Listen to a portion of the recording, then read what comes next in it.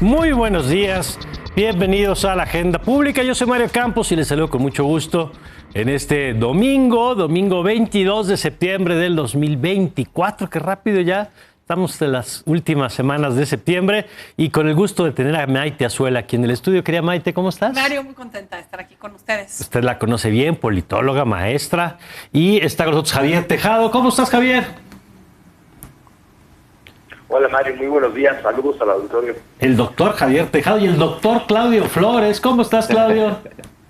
Muy bien, muy contento de estar aquí en la mesa con ustedes y de saludándolos desde Oaxaca. Desde Oaxaca, en donde tuve oportunidad, por cierto, está este fin de semana y les mando muchos saludos. Y bueno, arrancamos contigo, Maite, sí, una Mario. semana en la que es increíble todo lo que está pasando.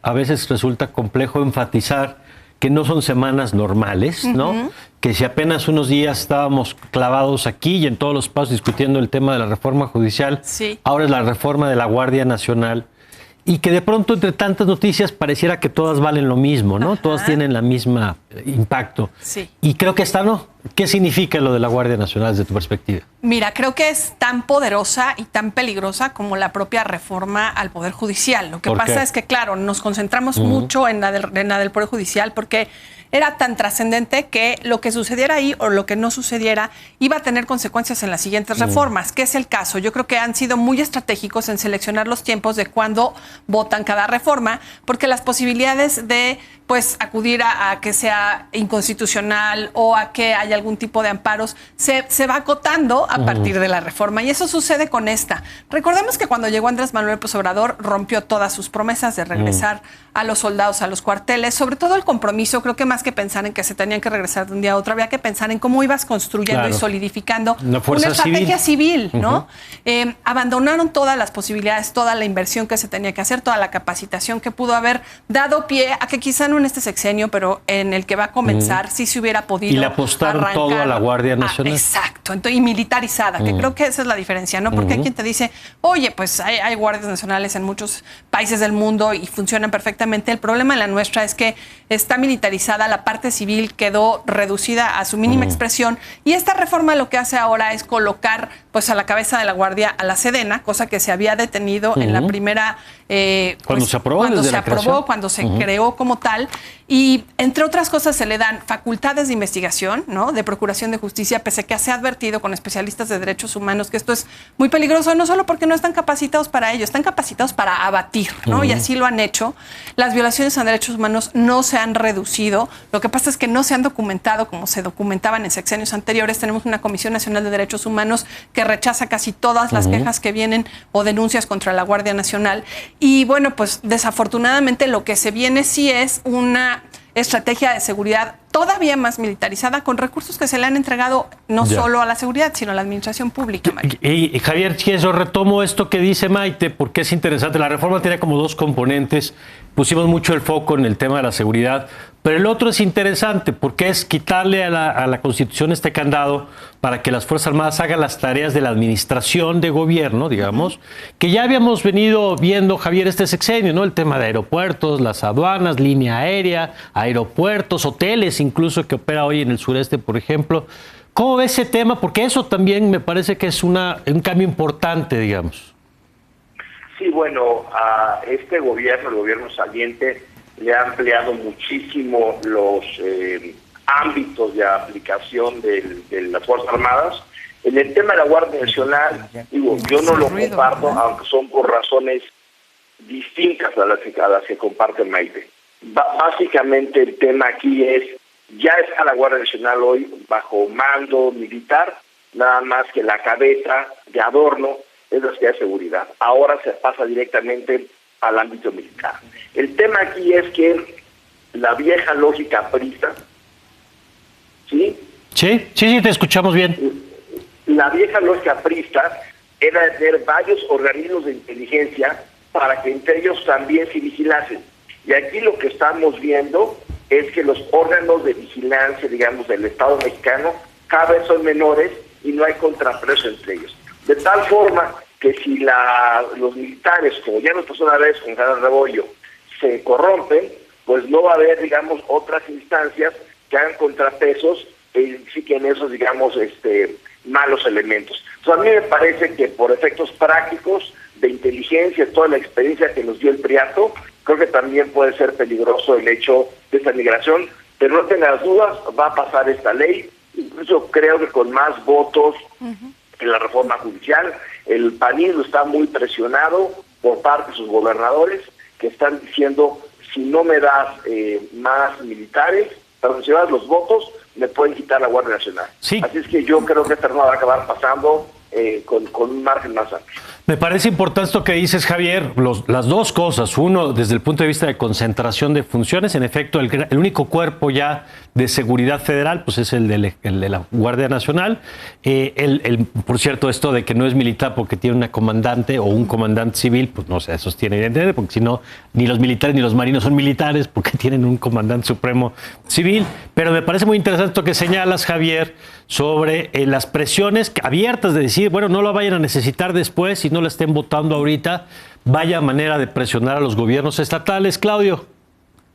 Sí, vaya relatos que nos está generando, que nos está regalando esta aprobación de la Guardia Nacional también. Diría yo, son relatos de un saltapatrás nacional. 3 relatos muy rápidamente. Lo primero, diría yo, la gran enorme contradicción de que un movimiento social, político social, nacido en la izquierda, luchando en su historia contra la represión, el autoritarismo, el militarismo, se transformó en el defensor de estos mismos fenómenos en cuanto llegó al poder. Las imágenes del presidente saliente y la presidenta entrante ante miles de militares detonó en redes sociales, Mario, Maite, Javier, digamos, referencias a películas que hablan de sistemas totalitarios como Star Wars, pero también vaya imágenes y relatos nos está regalando este fin de sexenio, mostrando todas las contradicciones, digamos, del morenismo y de López Obrador. Ahí están las estampas que están discutiéndose de Fernández Noroña, del gobernador Rocha Moya, por ejemplo, en redes sociales. Segundo relato, el miedo. Estar vulnerables ante una fuerza militar que definitivamente, Maite, coincido contigo, no está entrenada para ser de policía ni tener trato con civiles.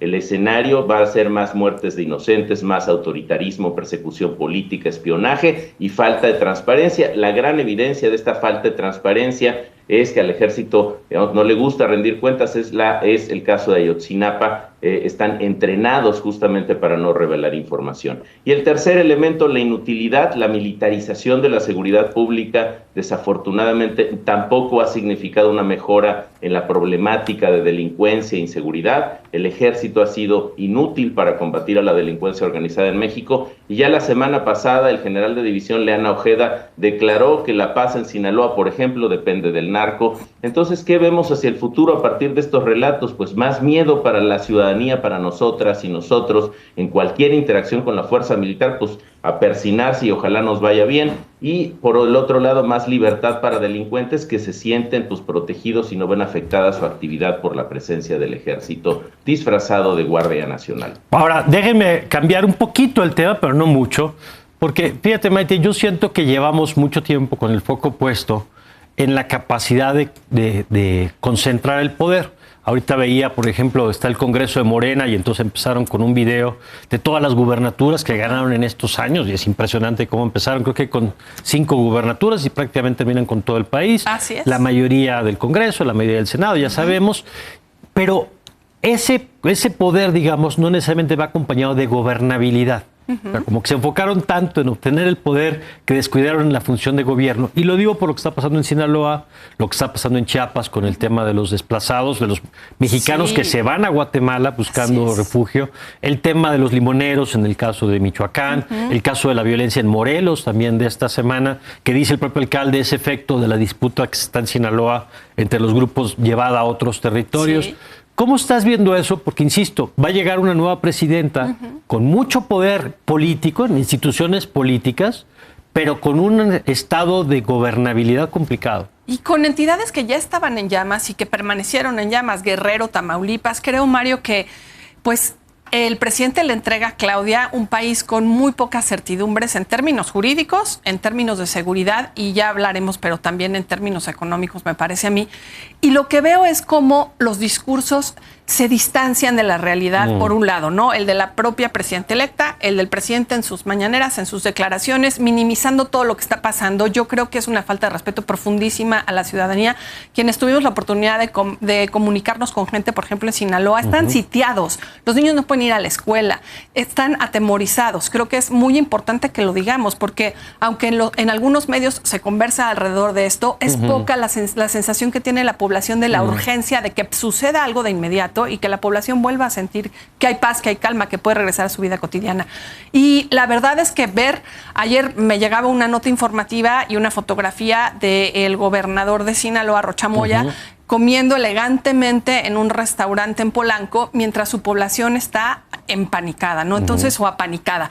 Creo que la verdad es que te refleja mucho cómo lo ven y cómo la población lo está viviendo. Me iría a pensar en las declaraciones que hacen las Fuerzas Armadas en Sinaloa, que me parecen lo más honestas y que me parece que resumen que decía Claudio, cuando mucho dice, de lo tienen que ponerse de acuerdo entre ellos. Claro, lo que pasa es que dependemos del crimen organizado y me temo que con las reformas aprobadas, tanto de la Guardia Nacional como del Poder Judicial, cada vez las decisiones más importantes de este país van a estar en manos del crimen organizado, Mario. Vamos a hacer una pausa y regresamos con Javier y con Claudio sobre esto. ¿Cómo se está viviendo? Porque, insisto, una cosa es las estructuras o las instituciones y otra el territorio. ¿Qué está pasando en el territorio? Sobre todo pues, a 10 días más o menos de la transición política en el país. Vamos a la pausa y enseguida regresamos.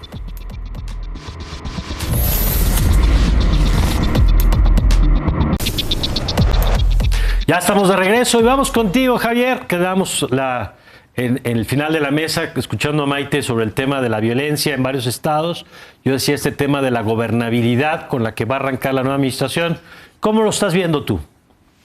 Mira, no se mejoró ninguna entidad que tuviera una crisis de seguridad. Te hablo de Tamaulipas, Guerrero, Michoacán, pero otras que la tenían leve o no la tenían, como Chiapas, pues se complicaron mucho, Oaxaca, o incluso Sinaloa.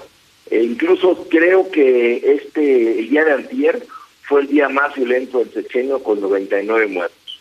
Pero una cosa es lo que está pasando, digamos, en las estadísticas, lo que está pasando en lo que se opina en el Círculo Rojo, y otra es la aprobación del presidente. Es un tema donde sí las cosas no van bien, pero en todos estos estados que hemos dicho, él ganó las elecciones. Y si tú hubieras votado el pasado 15 de septiembre a mando alzado del Zócalo, que se quedara López Obrador, se hubiera quedado más tiempo y no hubiera, digamos, institución que hubiera quedado la presidencia. Está cerrando con una aprobación, depende de la encuesta que tú observes, entre el 68 y el 73%. Es un presidente muy querido. La gente en estos recorridos que está haciendo por las ciudades, el Tren Maya, la gente llora, le grita que no se vayan.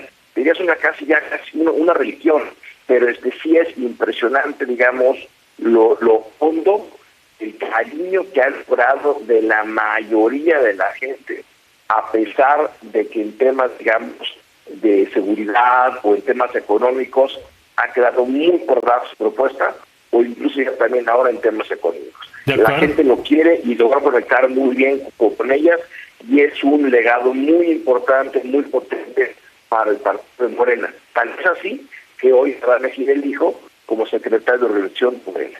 Fíjate, ¿cómo ves este tema, Claudio? Porque es cierto, hay una brecha ahí entre lo que señala Javier, entre lo electoral y el gobierno, y entre la experiencia cotidiana, la conexión con el relato, pero la vida cotidiana, como decía Maite en el tema de Culiacán, ayer las imágenes de la gente refugiándose en un restaurante, y lo que hemos visto con sectores económicos, la cancelación incluso de algunas empresas que se han retirado de algunos estados por el clima de inseguridad, pero hay como una disonancia, ¿no?, entre esos dos niveles. Sí, exacto. Yo creo que hoy lo que estamos viendo en este fin del sexenio es literal este concepto que me gusta mucho, lo sabes bien, Mario, que es una guerra de narrativas, una guerra de relatos, y diría yo que se pueden simplificar en dos grandes relatos que además son coherentes con la polarización que se sembró en México en este sexenio. Para retener el poder, para ejercer el poder y para comunicarlo. El primer relato yo lo veo aquí en Oaxaca, en muchos espectaculares, mensajes de agradecimiento que dicen hasta siempre, presidente López Obrador, con una imagen del presidente, impulsada evidentemente esta comunicación por gobiernos afines, movido. Es interesante que en este relato, en el relato, digamos, de despedida, el enfoque es el gran líder. Se está despidiendo a un líder extraordinario, carismático, popular, que domina los códigos que resuenan en segmentos populares, pero que sobre todo, diría yo, puso al pueblo en el centro de su comunicación y gobernó para el pueblo en el centro de su comunicación. Y parecía que solo con comunicación lo logró, ¿no? Quizás los resultados, ahí está lo que nos decía Javier, quizás los resultados no sean los deseables para muchos expertos, etcétera, pero el pueblo, digamos, pues parece estar correspondiendo este amor a López Obrador. Y el segundo relato está, digamos, entre quienes cuentan los días, que por cierto, hoy faltan 8 días y 13 horas para el fin del sexenio de López Obrador, de acuerdo con la cuenta, cuánto le falta. En Twitter o en X. Y es interesante cómo en este segundo relato el enfoque es el pésimo presidente que ha sido López Obrador en términos de sus resultados para el país, y se despide aquí a un presidente con otro relato que se asume como corrupto, autoritario, opaco en su gestión y pésimo en los resultados para nuestro país. Así que veremos, parece que va ganando evidentemente el relato del gran líder y no el del pésimo presidente, al menos en las encuestas. Y mira, Maite, ahorita que decía lo de los 8 días, el 29, o sea, dentro de 8 días que volvamos a estar en esta mesa, así es. Será el penúltimo día del presidente López Obrador, el 30 termina su administración, el primero entra la presidenta Claudia Sheinbaum. ¿Cómo ves este cierre, que además tú como politóloga, pues es una transición absolutamente atípica, ¿no? Siempre habíamos visto en todos los sexenios que nos había tocado ver la figura del ganador, siempre había sido un hombre, sí, de la elección como una figura emergente que ocupaba todos los reflectores, y la figura saliente del presidente perdiendo el foco cada vez con un perfil más bajo, ¿no? Sí. Aquí lo que vimos fue una historia diferente, por lo menos en esta última etapa del observadorismo. Y lo que veo, Mario, la verdad es que una escisión entre la comunicación, que va muy de la mano con la percepción, y creo que ahorita pues tanto Claudio como Javier nos lo dejaban muy claro. Sí fue muy potente, muy diferenciada la forma en la que el presidente se comunicó y la forma en la que lo siguen queriendo y aplaudiendo, pero creo que eso no te habla de los hechos y de la realidad. Es como cuando tienes a alguien que es encantador, que trae toda la palabrería preciosa, pero en los hechos te deja plantada, no pasa por ti, ¿no? Creo que aquí pues es lo que estamos viendo. Los hechos son de un contraste brutal en términos hasta de desigualdad, porque decía Claudio, el presidente puso en el centro al pueblo y ya después de su comunicación. Y dije, claro, es que tenemos que decir siempre que la puso al centro de la comunicación, ¿por qué no al centro de sus prioridades? Es decir, aunque sí creció el ingreso y es algo que se reconoce, la distancia que hay entre el acceso a los servicios públicos básicos, una educación de calidad, salud de calidad, pues es tan amplia que incluso perdimos mucho frente a sexenios anteriores. En términos de seguridad, bueno, pues llevamos aquí ya casi 20 minutos hablando del tema, pero no hay que dejar de hablar de números, y creo que, pues, si pensamos, por ejemplo, en que hubo casi 150,000 homicidios en su sexenio, estamos cortando en el 23, vamos a ver cuánto se suma del 24. Mario, esto te dice cómo descuidó lo más importante de la ciudadanía, que es la vida, la integridad. Entonces, pues sí, nos vamos con un presidente que seguramente pasa por calles y por avenidas y la gente se acerca, porque estábamos ávidos, yo creo, de alguien que contrastara con el descuido de previos políticos, y creo que sigue la oposición sin hacerse cargo de todo el daño que dejó y de esta necesidad de tener a alguien en quien creer, pero me parece que ya es un acto de fe, más que un acto que responda a la sensación real de que las cosas han cambiado. A la evidencia. Sí. Y Javier, va a ser interesante porque a partir de la próxima semana y un día vamos a empezar a ver la comunicación de Claudia Sheinbaum, ¿no? Yo creo que va a ser interesante ver, sobre todo después de el estilo de López Obrador, muy lleno de símbolos, ¿no? Lo de los pinos, lo del avión, todo lo que ya le conocemos que fue parte de su comunicación, las mañaneras, por supuesto, la retórica siempre apelando a temas históricos, ¿no? Ese estilo tan personal del López Obrador. Vamos a ver después de este periodo, porque no ha habido espacio, digamos, para ver a Claudia Sheinbaum por la presencia, la omnipresencia, yo diría, del presidente López Obrador, Javier. Mira, nos puede caer bien o caer mal el presidente de la República, pero es un excelente comunicador.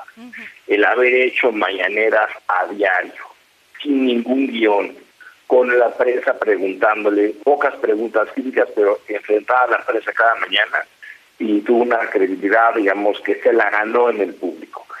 Quieren que ahora Claudia Sheinbaum repita el mismo modelo, pero Claudia Sheinbaum, la presidenta, no es López Obrador, con esos años de experiencia comunicando. Será un reto ver cómo comunica, empezando por las mañaneras, que el presidente se echaba ahí 2 horas y media, 3 horas cada mañana. Veremos cuál es el formato de las mañaneras de ella. Me imagino que era dar mucho más peso en las mañaneras a otros miembros del gabinete que ahí informen, pero como sea, habrá que ver en las mañaneras, en su comunicación, qué hace ella. Y muy importante, el cargo de su jefe de comunicación es un cargo que hoy sigue vacante, no se ha anunciado, lo que te deja ver, digamos, esa dificultad para establecer cómo va a ser su comunicación y quién formalmente tendrá ese cargo. Claro, Claudio.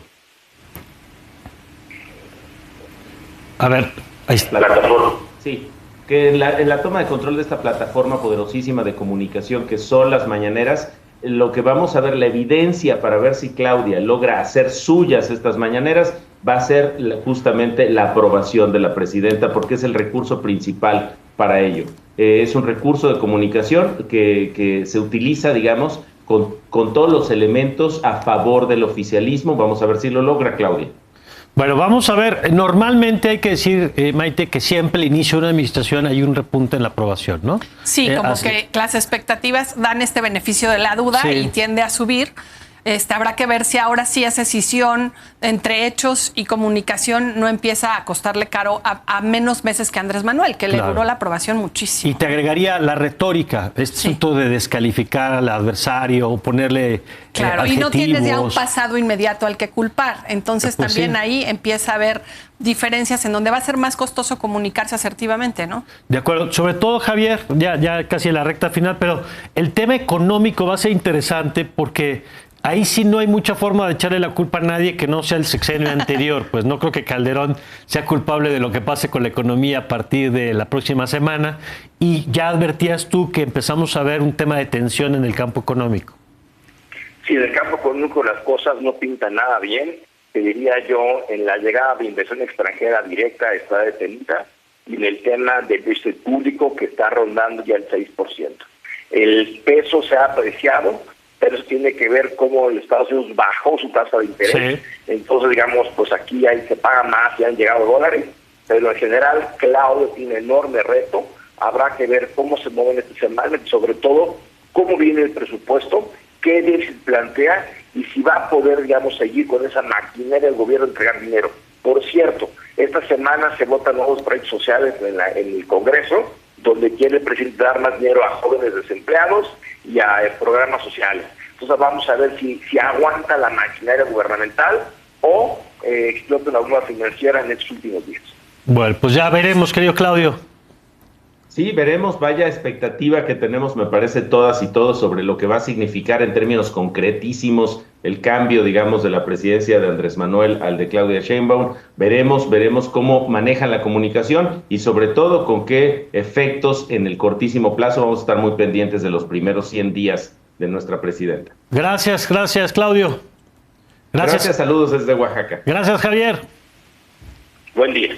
Y gracias, querida Maite, como gracias siempre. También, Mario. Gracias. Y nosotros vamos a una pausa, regresamos con Marta Lamas, con Mauricio Merino, y ya está aquí también Mauricio Meshulam para que nos cuente de esta historia increíble de lo que está pasando en el tema del Líbano. Ya sabe, el estallido de los localizadores, el estallido de los walkie-talkies, los bombardeos. Vaya que están pasando cosas que también hay que mirar hacia esa parte del mundo. Ya regresamos con más.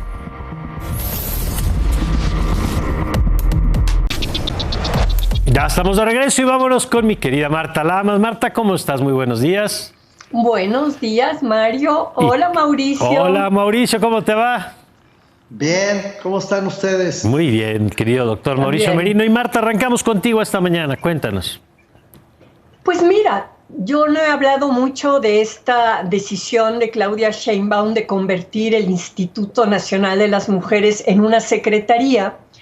Y creo que toca, digamos, ahora que está cerrando su gestión, el instituto, acaba de publicar un libro que pedí que pusieran la portada acá en la pantalla. ¿Se llama? En la pantalla, exactamente, ¿no? En donde lo más interesante es cómo en estos 6 años el INMujeres ha sentado las bases para poder construir ahora una secretaría, ¿no? Digo, piensa tú que o piensen ustedes, Mauricio y tú, Mario, Sí. que el Instituto de las Mujeres lleva más de 23 años funcionando, ¿no? Con distintos sexenios, priistas, panistas y ahora de Morena. Y hay un conocimiento acumulado. Y en este último sexenio, que estuvo a la cabeza Nadine Gassmann, hubo un esfuerzo por 3 puntos principales que tengo aquí marcaditos. Miren, era trabajar para generar las condiciones que mejoren la independencia económica de las mujeres, impulsar nuevas formas de compartir los cuidados que hoy día caen desproporcionadamente sobre las mujeres y repensar la convivencia en todos los espacios, tanto públicos como privados, para construir una vida sin violencia y con paz. Se ha hecho un mapa, digamos, de cómo está el tema de los cuidados en todo el país. Se han hecho intervenciones en todos los estados, ¿no? Y bueno, el INMujeres puede investigar y tener muchísima información de cuál es la política económica que se necesita hacer, pero al no estar en el gabinete y al no tener el estatuto de secretaría, sí, pues había cierto tipo de políticas transversales en las que no podía incidir, es decir, podía hacer recomendaciones, pero pues es distinto estar sentada a la mesa a la hora que se reparte el pastel, claro, que no estar sentado en la mesa.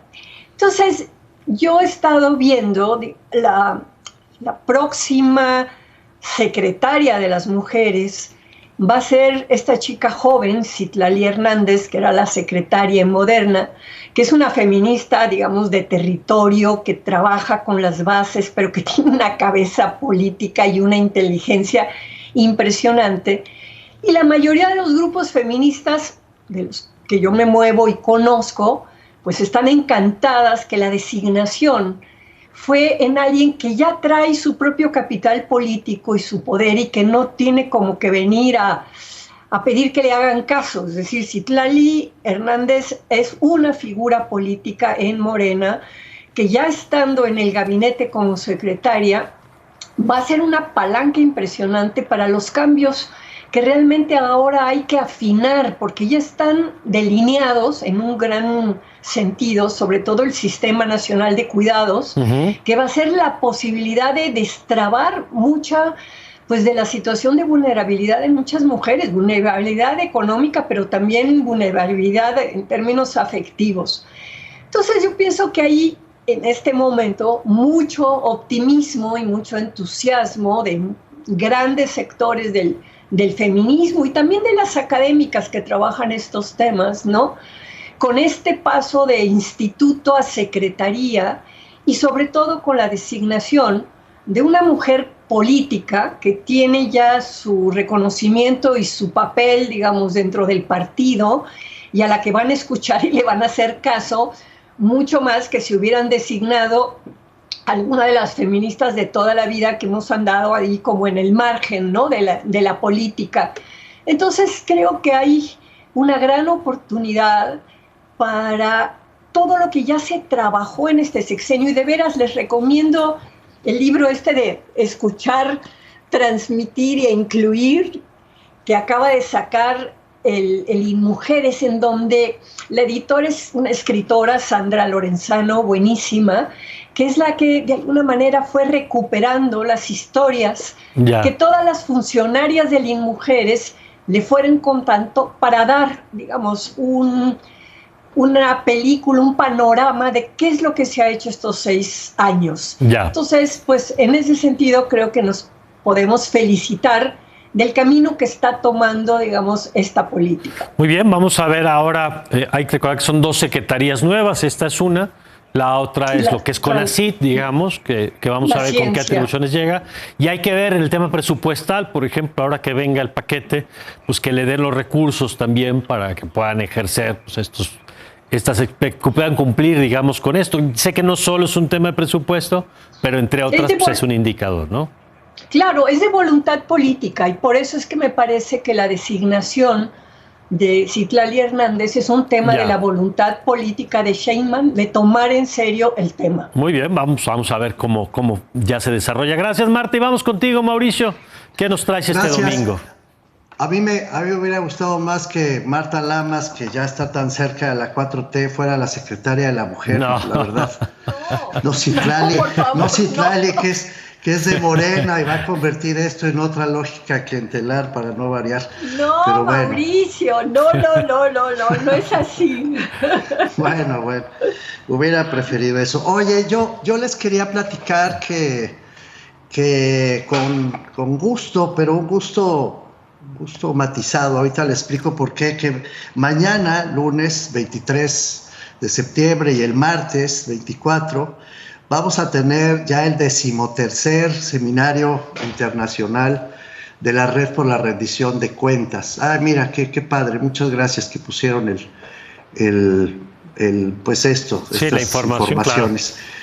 Claro. Bueno, es obvio, llevamos 13 años haciendo este seminario internacional, es internacional de a de veras, porque viene gente de Chile, de Perú, de Argentina, de Brasil, de distintos lugares de América Latina. Va a estar Alberto Banucci dando una conferencia magistral, en fin, y vamos a tocar pues los temas que nos importan a las instituciones que pertenecen todavía al combate a la corrupción en México, Mario, Marta, como lo hacemos cada año desde hace pues ya casi 3 lustros, ¿no?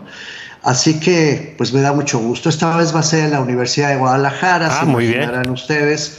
Va a ser en el CUSEA, en el Centro Universitario de Ciencias Económicas. ¿Vas a jugar de local, Mauricio? Esta vez juego de local acá en CUSEA, que por cierto es un campus precioso. Yo no sé si ustedes lo conocen, pero yo digo que es uno de los campus universitarios más bellos que hay probablemente en el mundo, pero en México sin duda, es precioso CUSEA. Bueno, en fin, va a ser acá en Guadalajara, se va a transmitir por redes, se va a transmitir por el canal 44 de la Universidad de Guadalajara. Se puede ver, se puede seguir, independientemente de que estén o no en la capital occidental de México, que es Guadalajara. Ahora, digo todo esto, Mario, Marta, con una especie de saudade, esta palabra portuguesa que es como una especie de tristeza, alegría triste, de una triste alegría o algo así. ¿Y por qué? Pues porque estamos en un momento, después de tantos años de lucha de la red por la rendición de cuentas, por hacer valer la transparencia y el combate a la corrupción. Ustedes recordarán que es la red la que empujó la creación del Sistema Nacional de Transparencia, que hoy está por desaparecer, y la que empujó con aquella cosa de la 3 de 3 también, el Sistema Nacional Anticorrupción, que hoy está por extinguirse también. Entonces cuesta trabajo, ¿no? Llegar a un evento 13º año de esfuerzos en el que pues tienes esta cosa paradójica, ¿no? Donde se prueba inequívocamente que hay muchos rezagos, que el gobierno no ha cumplido en esta materia, esa es la verdad documentada, objetiva. Y al mismo tiempo, pues que vamos a tener que volver a empezar, así le llamamos al seminario, volver a empezar. Lo que significa, de un lado, cobrar conciencia de que estamos en un momento de quiebre con estos temas, y en segundo lugar, que no nos vamos a rendir, que le vamos a seguir y no nos vamos a rendir. Fíjate, Mario, tengo aquí algunos datos que acaba de emitir el Sistema Nacional Anticorrupción, no son mis datos, nada más para ilustrar, ¿no?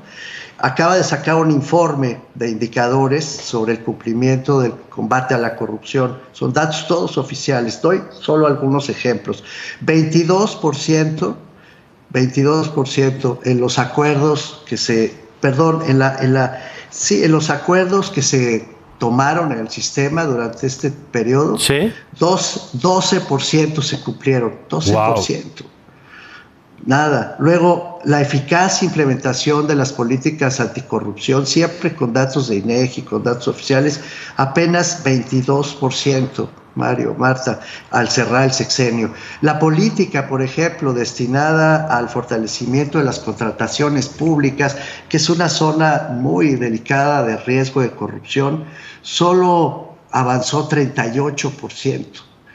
En cambio, la tolerancia de la gente a la corrupción, es decir, el decir, bueno, hay corrupción, pero pues ya ni modo, está arriba del 75% cuando se hacen estas evaluaciones ya de campo, concretas, y la verdad es que el informe está muy bien hecho, el del Sistema Nacional Anticorrupción. Es decir, cerramos el sexenio sin archivos, a pesar de que la ley está desde el 2018, cerramos con muy bajos cumplimientos del acceso a la información y con la amenaza de desaparición del INAI y de los órganos locales. Cerramos con 75% de vacantes en los sistemas anticorrupción de las entidades. Imagínate, los están dejando morir por inanición. Pues está desmantelado. Y fíjate la paradoja, Mario, Marta, fíjense ustedes, la OCDE acaba de publicar también un informe sobre el tema de corrupción para sus Estados miembros. Y esto sí duele, la verdad, por eso el saudade. Sí. Porque, fíjense, la OCDE pone a México en el segundo lugar de los mejores países en cuanto al diseño de sus instituciones Pues sí, de combate a la corrupción. Segundo lugar de la OCDE. Bromeaba yo cuando vi el informe diciendo, aquí sí estamos muy arriba de Dinamarca. Pero Mario, Marta, cuando se va a los datos, la misma OCDE, pum, vale, otra vez, pues sí. nos vamos hasta el sótano. Oye. Es decir, tenemos los mejores diseños del mundo según OCDE, pero no se cumplen porque el gobierno ha decidido boicotearlos. Pues sí. Entonces, pues hay que volver a empezar. Bueno, oye, y nada más para cerrar, de los dos temas que nos trajeron, yo agregaría que hay que estar muy atentos al Congreso. En el caso de Mauricio, porque está en lista de espera la desaparición de organismos autónomos, entre ellos el INAI, y en el caso de Marta, y nos lo hace ver un televidente a quien le manda muchos saludos, nos hace ver que falta la reforma en la administración pública para la creación de la Secretaría, como la creación de CONACYT, digamos, que están en el plan de la presidenta, pero que tienen que pasar por una reforma legal para crear, ¿no?, el andamiaje institucional en un caso, y en el otro, pues bajo la amenaza de la eliminación, ¿no? Entonces, bueno.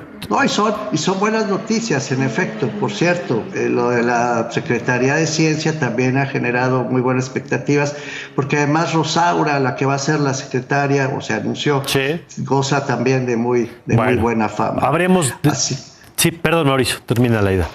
Nada, que es que son claroscuros, pero en esta materia de combate a la corrupción y de transparencia no hay claros, hay oscuros. De acuerdo. Gracias, Mauricio. Gracias a ustedes. Gracias, Marta. Adiós. Gracias por acompañarnos y nosotros vamos a una pausa y ya está aquí listo para saltar al escenario. Usted no lo ve, pues yo aquí lo veo aquí paradito ya al doctor Mauricio Meshulam, listo para platicar con todos ustedes. Ya volvemos.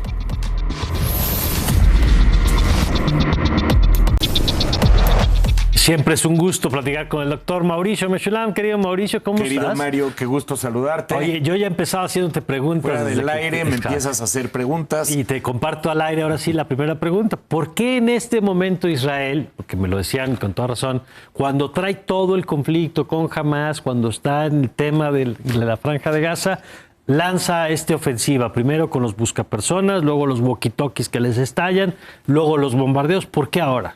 Sí, 3 acciones fuertes en solamente 3 días durante esta semana que está concluyendo y que colocan a la región, hay que decirlo, porque esta es la parte importante, al borde de una guerra mayor.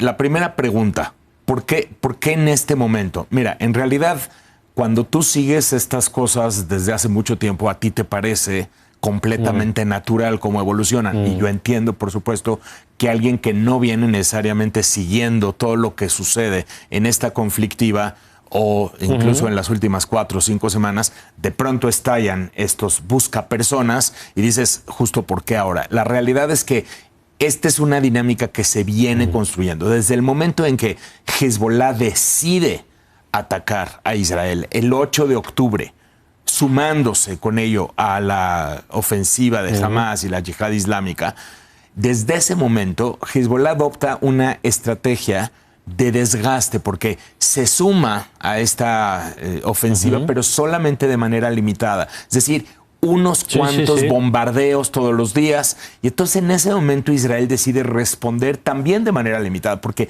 dentro de Israel había un debate. A ver, si me está atacando Hezbollah, ¿por qué no respondo con toda la fuerza que tengo capacidad?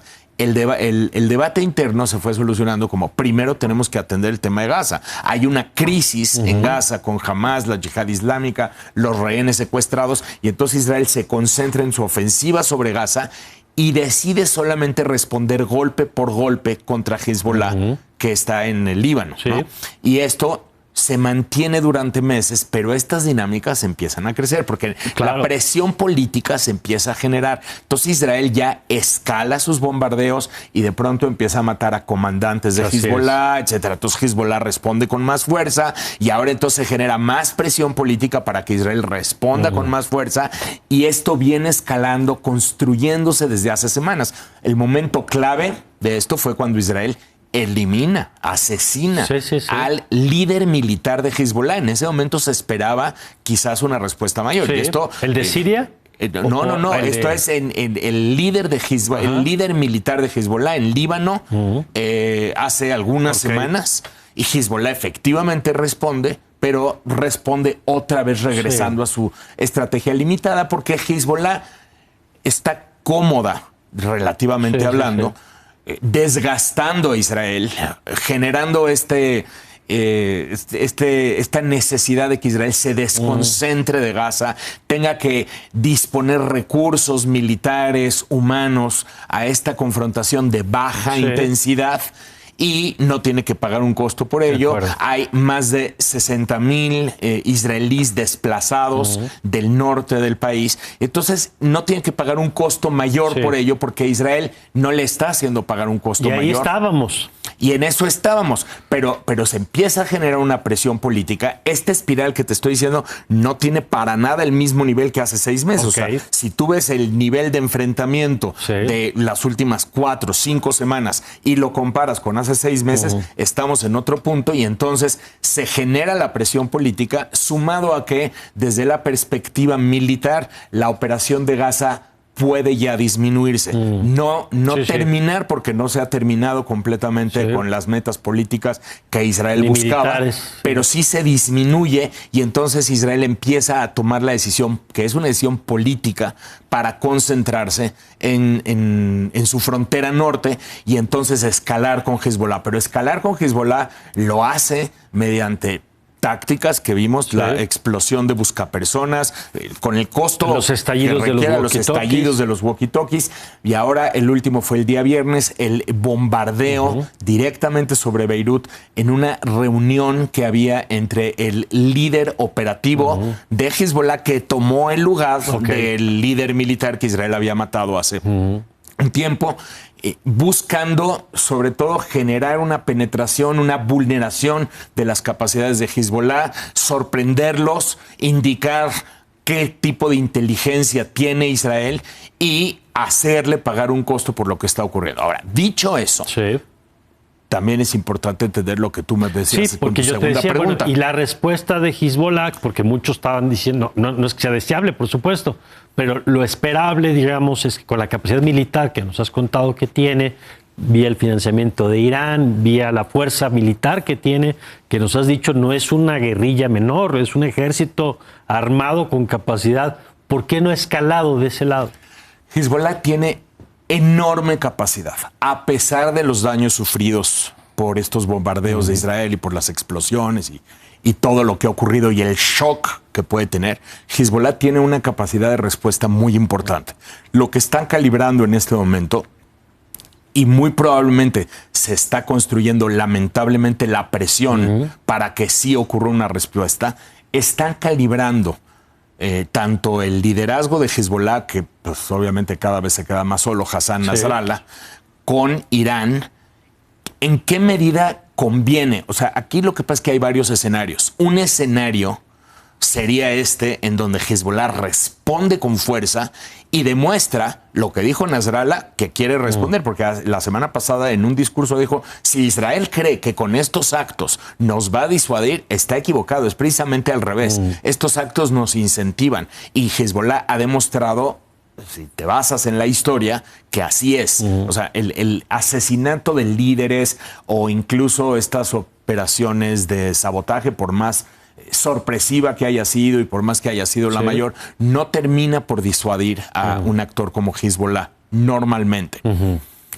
Entonces, podría lanzar una respuesta importante, pero eso seguramente conllevaría una respuesta mayor por parte de Israel y esa ya sería una decisión de lanzarse a una guerra total. Entonces, tú lo que te tienes que preguntar es si estratégicamente a Hezbollah le conviene en este momento, y a Irán una guerra total, o regresar a la ecuación previa, que era una ecuación de desgaste, en donde no se tiene que pagar tanto costo por lo que está sucediendo, como tendrían que pagarlo por una guerra mayor. Entonces, esta es justamente la decisión que están tomando. El problema es que, para Hezbollah, obviamente, es que regresar simplemente a la ecuación de desgaste es algo que Israel está señalando en este momento que no está dispuesto a tolerar. O sea, Israel está continuando sus bombardeos. Acaba de anunciar hoy el liderazgo militar que Israel va a continuar con más acciones como las que vimos en la semana, con tal de que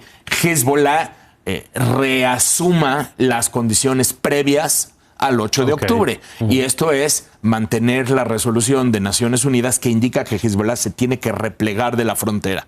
Es básicamente el punto. Y ahí estamos hoy. No, sí, pero dicho eso, creo que cada día la situación y en la medida en que Israel siga escalando, Hezbollah se va a sentir más presionada a responder y ahí es en donde tú, lamentablemente, verás la respuesta si es que efectivamente se toma esa decisión. Bueno, vaya panorama, por eso te seguiremos leyendo, te seguiremos escuchando y próximo domingo vemos qué pasó a lo largo de estos días. Por supuesto, le damos todo el seguimiento. Gracias, querido Mauricio, como siempre, que además ya sabe que en este y en el tema de Ucrania y en el tema de Taiwán y en todos los temas siempre hay que escuchar a Mauricio Meshulam.